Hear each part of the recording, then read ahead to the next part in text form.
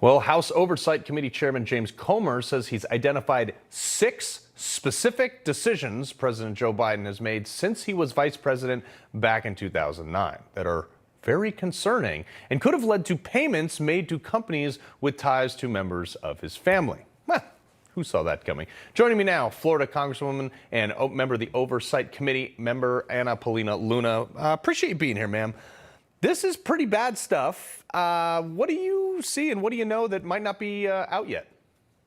Well, that is exactly why we'll be having our upcoming hearings. But the fact is that, in my opinion, it is very evident that not only have the DOJ run interference on behalf of this administration, but ultimately that there is a compromised president sitting in the White House. And as you know, it's our job as oversight to conduct these nonpartisan investigations and ensure that especially the White House and the individual sitting in the president's chair is not working to benefit another country and undermine our positions in the world stage. So, Congresswoman, one of the biggest concerns of the American people is they hear these hearings, they get the talking points, people like you get up there and just completely destroy these people's narratives, and they don't answer a single question, sometimes maybe even lie under oath, but then nothing happens.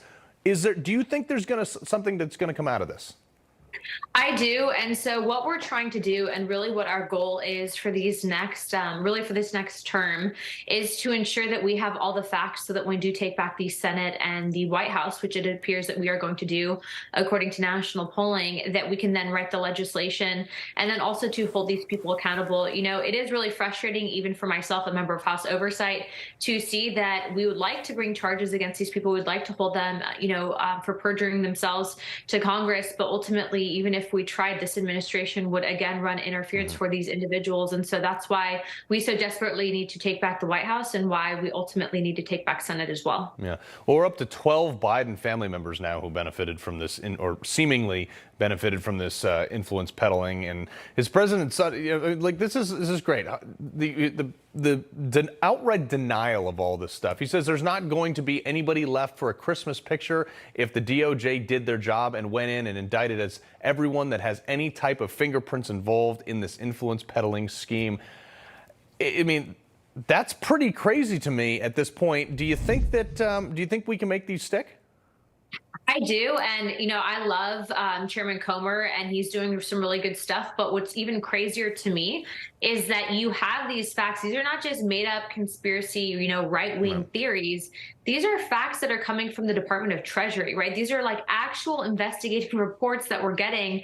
And yet the media is still running interference for this administration and the family. And so that if we were talking about someone like Don Jr. who was doing this, that he would have been in jail by now. And so it really does show that there's a double standard of the justice system, and we're going to get to the bottom of it. Yeah, they hammered him for potentially even looking at doing a hotel in Russia and didn't even do it.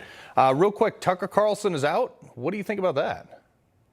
All of these left-wing pundits and, representatives turned influencers that are trying to say that, this is a big victory lap for them. We're talking about Tucker Carlson, who arguably is not only worth millions in ad revenue, but had one of the most successful shows on network television. So I think that his hands are no longer tied, and I think that he's going to be up to something. It's the Tucker Carlson, remember. Off the leash he will be. All right, Congresswoman Paulina Luna, we appreciate you being here. Thank you. All right.